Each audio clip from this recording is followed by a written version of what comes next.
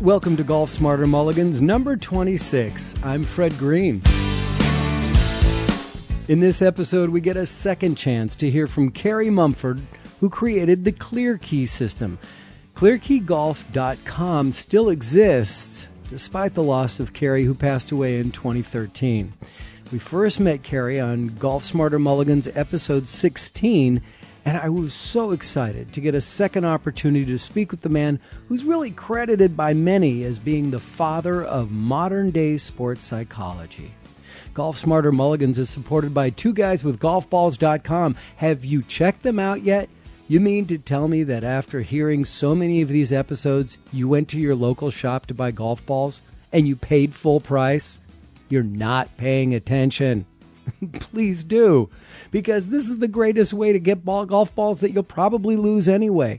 Why not play with a ball that somebody else lost, and then the ball was cleaned, sanitized, hand inspected, and then graded so you can tell whether you're getting a crappy ball that landed in the dirt and hit a tree and then hit a rock afterwards, or something that just landed softly in the bushes and was never found until one of our scouts took care of it. Well, they're not my scouts, but anyway, that's what happens when you buy balls from two guys with golfballs.com. They check all these balls out, then they put them up for sale at sometimes half or even less than half the price as the brand new exact same ball. And as a Golf Smarter and Golf Smarter Mulligans listener, you get an additional 10% off of every order every time with the checkout code Golf Smarter. So check them out, because that super awesome 10% additional discount expires on April 1, 2020. It's two guys with golfballs.com. Mulligans is also supported by Autoslash.com. Autoslash.com is not an app. It is in your browser, and it's there to help you find the lowest possible price for your next car rental. What you do is you reserve a car the way you always have, but instead of just reserving the car and then picking it up 2 weeks, 3 weeks, a month, month and a half later, you're going to be able to take advantage of that time because prices change regularly on auto rentals. And what Autoslash does is they keep looking for you so that you can find the lowest rate possible. I don't know how they do it. They've got this magic tracker, and it takes care of everything. And all I know is the two things that are really important about this service is absolutely free, and the average user saves 30%, as much as 30% from any other booking site. Check them out today. Autoslash.com. That's AUTOSLASH, Autoslash.com. Hello, Carey. How are you? I'm doing just fine. Thanks for joining us again. It's great to have you back because we've received a lot of email asking about things that you talked about in the last episode that we discussed. So let's do it again. And let's start with this personality profile. You don't even like to call it a personality profile, I know. It really isn't. It isn't that. I think that is the common name that most people apply to it, but I try to distinguish because there's a difference between personality and behavior style, and what I'm dealing with is style because that's got genetic input into how you came by it. In other words, you come into this world equipped with some material. You don't come in as a blank piece of paper the way people thought for a long time. And so there is still the element of natural nature and nurture. You'll hear that discussion often, but I'm dealing with the nature end of it when I'm profiling people for golf, because when you're engaged in a solitary activity, something that's self-initiated, self-contained, and it's self-managed, etc. You need to be relying on things that you own, not things that you have borrowed or stolen. Let's talk about how the Bird Golf Academy uses this service from you and why it's so distinctive among other golf schools out there. No one else tries to get information about your learning style like the Bird Golf does Why does that help an individual golfer? What's the benefit for them to have you do this profile? Well, there's more. It's multiple in a way. See, by the instructor having access to the style, to the behavior style, they're also teaching styles. Okay, the average teacher will teach by his own style. What we teach our instructors to do is pace the style of the learner. So that I may have to modify my style a little bit depending on the student in front of me in order to relate to that person and communicate adequately with him and understand where he's coming from so that I can help him build a game around his style, not around his teacher's style. So it's not... I'm sorry, I was going to say it's not really the technique or the method, the way you swing the club or hit the ball. That's not what we're talking about. Right, no. There are some factors there, however. For instance, drivers, there are four styles, okay? I refer to them as they're probably fairly well known today as compared to 20 years ago, and they may carry different names for the four styles, but basically I call them driver, which is the high dominant person, the person who is bottom line oriented, that kind of thing. Then there's the persuader, who is an extrovert and a people oriented person. And then there's the craftsman, who is more on the introverted side or the low responsive side, who is has a balance between task and people issues. The difference between persuader and craftsman, the persuader will talk to anybody and everybody all the time. The craftsman will be selective about who he stops and talks with, and then at a party, for instance, persuader will talk to everybody, and a craftsman will find one or two people he wants to share some time with and spend it with them. Then the analyzer is very low responsive, and the analyzer is very detailed and very perfectionistic and aims to do everything correctly. Okay, so the driver is the guy who thinks things up. The persuader is the person who promotes the things the driver thought up. The craftsman is the guy that gets the work done, and the analyzer is the quality control guy. Now, we all have a little bit of all four of those in us, but we also have at least one of them. Sometimes it's a double, but usually one that is the distinct leader. And most of what people observe in you and me will come from the one that is the leader. The others will condition the way that appears, okay? Now, there are distinctive ways that people learn. And drivers, persuaders, craftsmen, and analyzers learn differently. So drivers, persuaders, craftsmen, and analyzers teach differently. If I've got an analyzer trying to teach a driver, you're going to see sparks fly, and vice versa.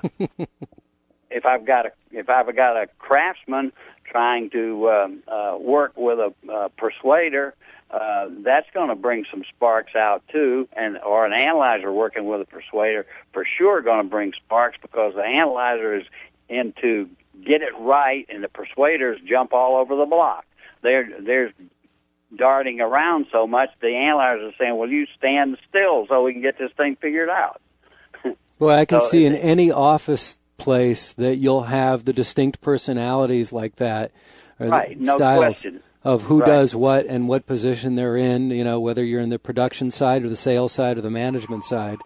I can see all those coming through.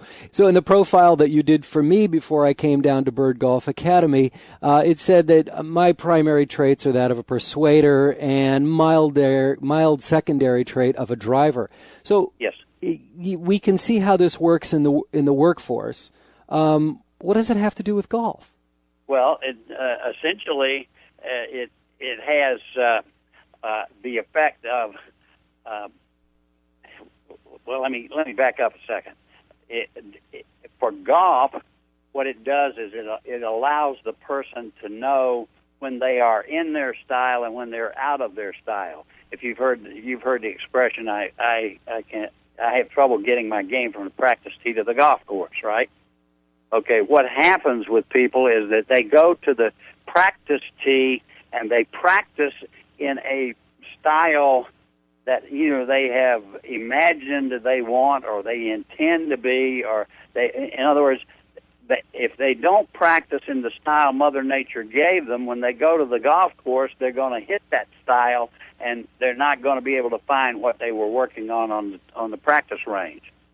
In other words, if I'm a persuader and I'm over there on the practice range trying to be very detailed in the way I go about my game and being very precise and thinking a lot about the mechanics of the game, when I go to the golf course, that's not going to be available to me because I'm going to be out there playing like a persuader, and I will be at a loss to know where I am or what I'm doing. So it has orientation in it. You've got to be well-oriented to play the game of golf, believe me. Absolutely. And most people are playing it without orientation. Now, you don't notice it so much in tour players because their disorientations are,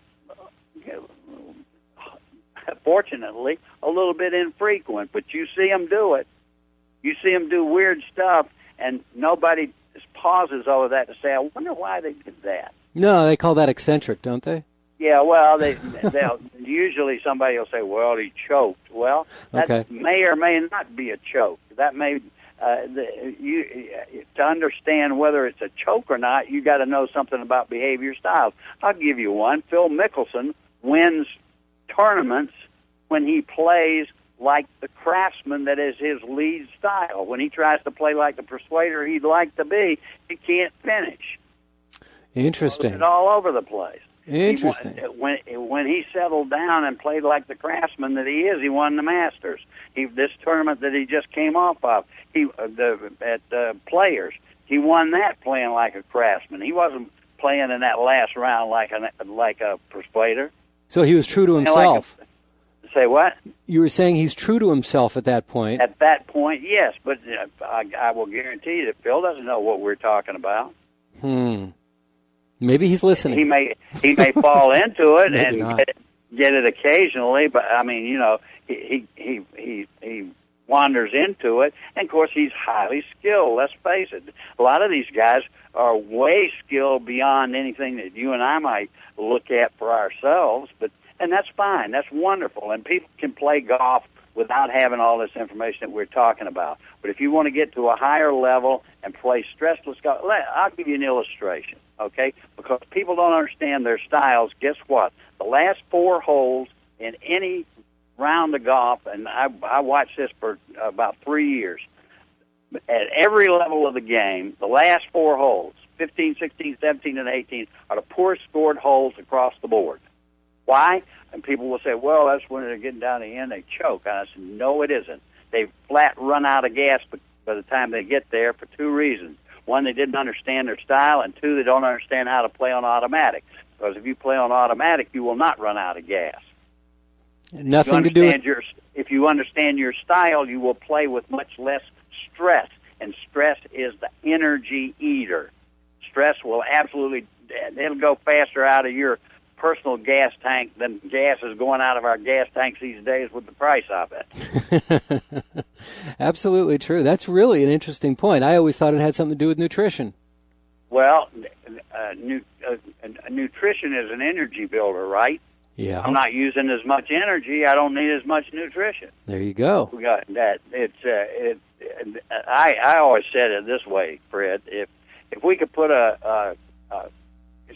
you restore your energy by resting. That's what we do at night. Your energy is self-contained. It comes in its own storage battery, and it comes with the territory just like your style does. Okay. The deal is once that energy is gone, so are you. All right. And you can't add to that energy package. You can't. We used to tell people, okay, you've had a hard day, go out and you've been sitting at a desk, go out and run a little bit. What we thought we were doing was relieving their stress. No, we were just adding to it because it doesn't make any difference where it's coming from. It can come from mind, it can come from emotion, it can come from physical activity, it can come from a whole lot of different angles, and you don't make up for one part of it by adding some from the other part. You add to the overload, okay? So what we found we had to do was teach people how to manage themselves better. Well, you can't manage yourself well unless you understand your style. So how do we reduce that stress on those last four holes? How do we reduce it? Yeah, well, I mean, or control it or manage it. What the way the stress factors work is this: if you are under pressure, you're going to use more energy than you will use if you are not under pressure. So the way guys go out and play golf, they don't have anything to defend themselves against the pressure, unless they'll play with my automatic principle and the clear key. Then they've got something to reduce the stress. I'll guarantee you that I turn my immune system on roughly 80 times less in a round of golf than the average golfer. So I'm not using as much energy as they are using. Obviously, we're all using some energy when we're out there playing, but what we don't want to do is use excessive energy. Right. If you follow that point. Yeah, I do. Yeah, I do. Now, to restore that energy, all I got to do is rest. A lot of people have heard of the 5-minute power nap, right? Yep. Okay. What I've said many times is, okay, let's put a cot by the 15th tee, let everybody take a 5-minute power nap, and they'll all finish strong. Oh, if you would make people take a 5-minute power nap, they're going to put a snack stand there. They'll see that 5 minutes of making money. What some people are doing is using energy bars or things like that, which will give you a spike for a moment, but that's only at the physical level. That's not necessarily at the mental or emotional level. So you could spike yourself physically and still not be ready to play the next shot. So are there bad habits that we're practicing on the golf course that can be changed? In what respect do you mean? Like if somebody has a bad habit, can it be changed? Well, in the stress aspect of things and the energy expanded. Well, a lot of that happens with understanding. In other words, when a person understands how these things work, they tend to be more receiving of them. They tend to be less punitive toward whatever the idea is. So one way is to understand the basics, how they work, and to be able to communicate with yourself better. That's one of the basics. And knowing that I can use the automatic principle to conserve my energy, that's a help. Now I've got to learn how to use the automatic principle, how to apply it, and that comes with the tool, which we call clear key. But those are bits and pieces of the part of the thing. Now, if you've got bad habits out there, either of the mental kind or the emotional kind, those can be resolved. Yes, for instance, I'll have people come in and say, how do I deal with my anger out there on the course? And I say, well, tell me how you've been doing it. And say, well, I get out there and something goes wrong and I slam a club down and I'm mad, and I can't. Well, how do I stop that? I said, well, you can't stop it once it starts out on the golf course. What you've got to do is sit down with yourself, and when there's no pressure, when you're not at the golf course, when you're in your easy chair at home and nobody else is around, and there you make a covenant with yourself that the next time you have something happen on a golf course that you don't like, that you will quietly in your head cuss it as much as you want to for 30 seconds, and then you're going to blow it off. And they say, what do you mean covenant? And I say, well, covenant is about 10 degrees stronger than a promise. You can break a promise, but if you make a covenant with yourself, you're not apt to break that, or not nearly as apt to. So most people that have used that principle have done very well with it. The reason being, now you have put yourself in charge of the emotion rather than waiting until the emotion overcomes you. I've heard people talk about how Tiger Woods is able to control his emotion if something goes wrong, that he'll spend 10 seconds on being very angry and then just be done with it. Yep, I sort of see that in him. I've never had any occasion to talk with him about it, but you see, he's got that wonderful mix of Eastern and Western learning. from his mother and his dad, okay? And the eastern part of it is much more quiet mentally than the western part. We are not, our western culture is not a quiet culture at all. No. It is a noisy, emotional culture. Yes. And we tell our children, emotions are good. Show your emotions, don't hold them in. Well, except that's better advice than holding them in, but we need to help them learn the management, the self-management that goes with that. And here again, that's another one of those things that needs the style information in order to do the best job of it. You've worked with so many different players on so many different levels, from the pros to the amateurs. I just loved spending the time out on the driving range with you. But what is it that you see is the major difference that sets the pros apart from the rest of golfers, the touring pros? The main thing I see is that they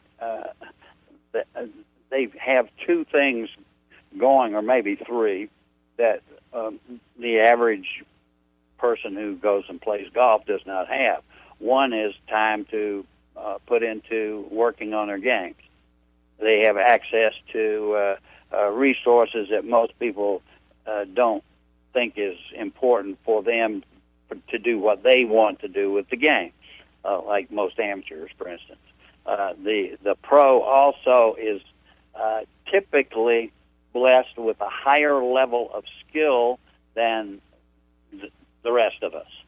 Okay, so they've got resources to start with. I mean, I have seen an occasional person who would say, "Well, I've never had a golf club in my hand. I'm 20 years old right now, and I'm going to go out and learn how to play golf. And I'm going on a tour." Well, that might happen one time out of 10, 20, 30,000, but it's not going to happen every day. So there are definitely some separations where the level of ability and skill, the natural ability that comes with the person, is definitely in play.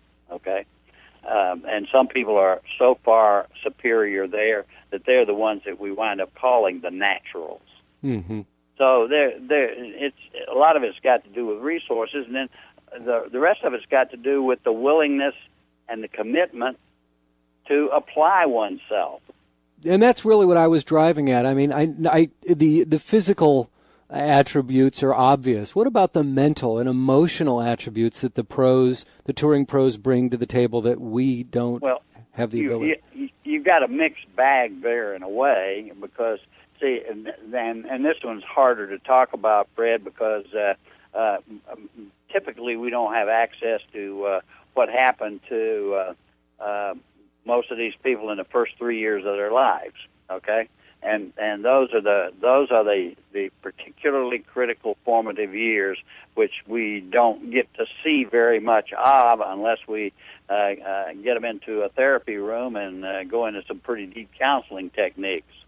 The first year of life is given to nothing in the world by any human being but learning about trust. And it's trust versus mistrust. So some people get heavy on the mistrust side. They're not going to do as well out there, no matter how their talent level is.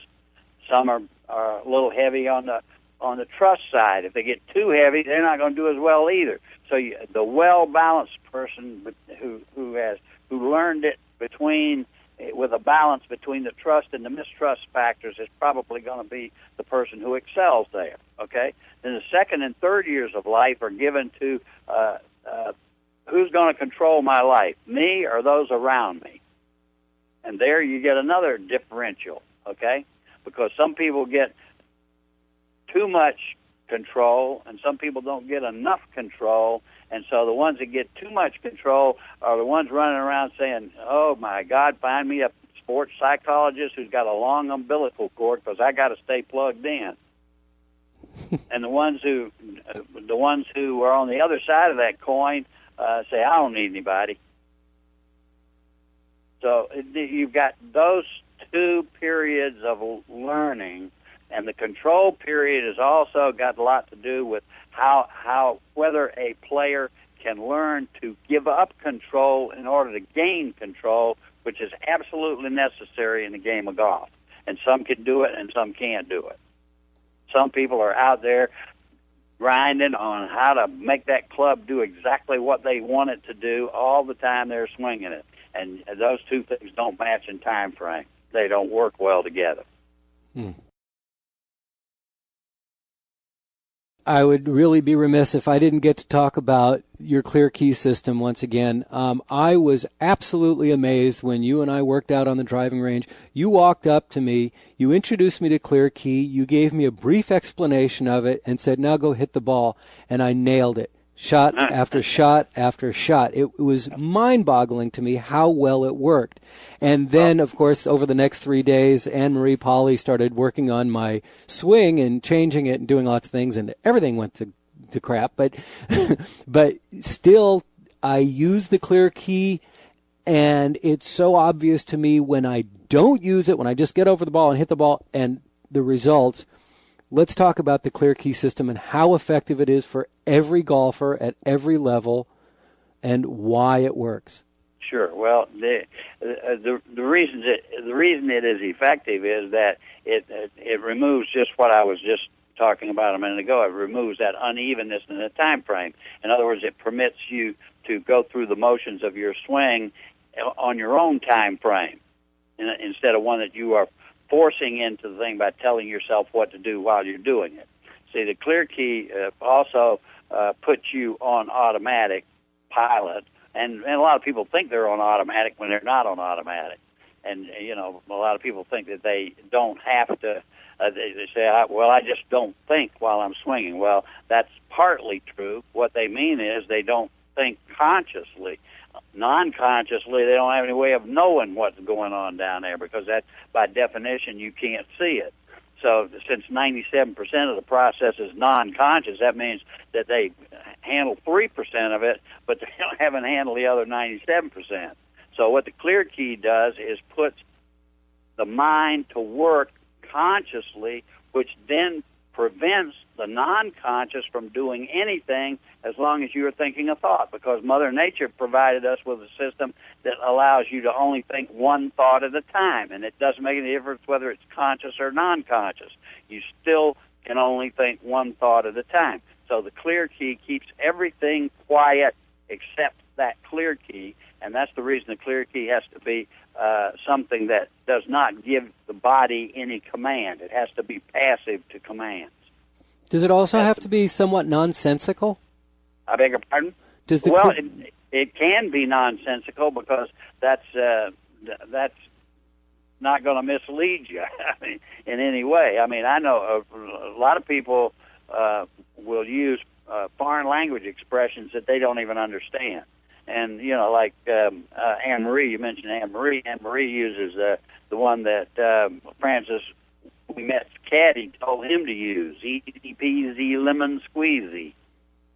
Yeah. If you go back and you watch that Francis Ouimet movie, his caddy was telling him to use a clear key.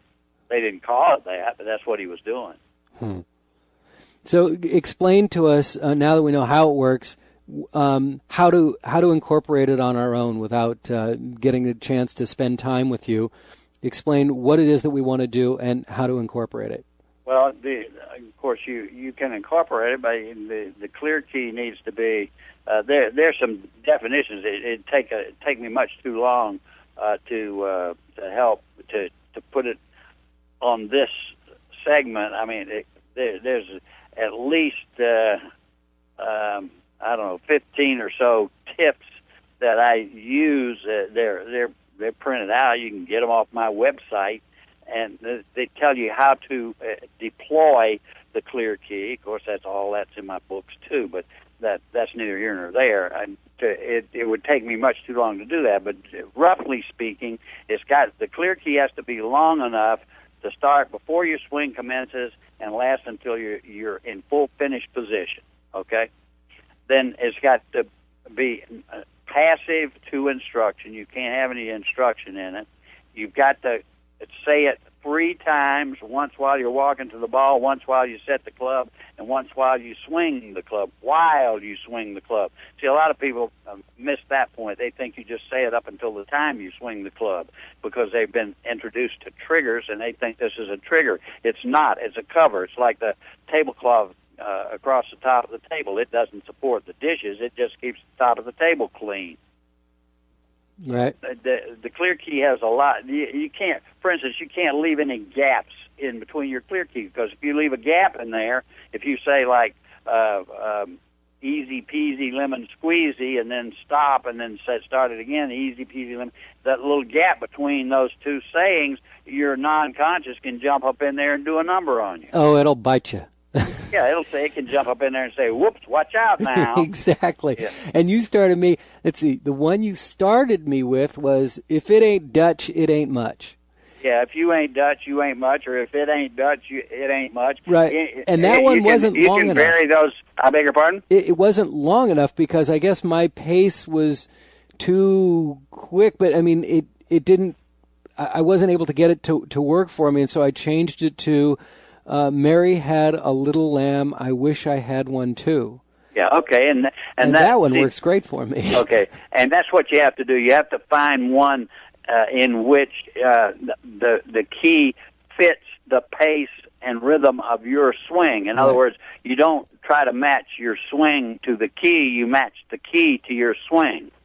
Yeah, and it gets me into a rhythm that now I know that if I'm, one direction or the other on my swing after that third one, if I'm going too fast with it, either whether I'm, moving too fast or I'm saying it too fast. Yeah, and see, here's you reminded me of another thing that's very important about this little conversation. When you start using a clear key and you find out what it actually does, your confidence level escalates almost like to the power of something or another as you're going through it. It doesn't just add on, it multiplies. Yep. Because your confidence comes from the experience of doing what you wanted to do and what you planned to do and what you were able to bring off. And now your confidence level starts to build. Now you don't trouble yourself so much in between shots. That slows down all that burn off of energy as well. And so you're getting multiple advantages and benefits from the use of your clear key. That's all. And confidence is critical in golf. Oh, absolutely. And that's where I get the fire to build commitment. If I have confidence going, now I got a foundation for commitment. Absolutely. Yep. Carey, it's so great to speak to you again. Let's tell everybody you're at clearkeygolf.com. Go check out that website, learn more about it, do some investigation, find out what the 32-ball drill is, incorporate it into your practice sessions. It's going to help your game. It's going to lower your scores. It's going to increase your confidence. I'm telling you, it's worked for me, and I'm a hacker. Well, I tell you, the other thing that it produces is it makes golf a lot more fun because you got time to enjoy it. There you go. There you go. Carey Mumford, great to speak to you again. Thanks so much. Thanks to you, Fred.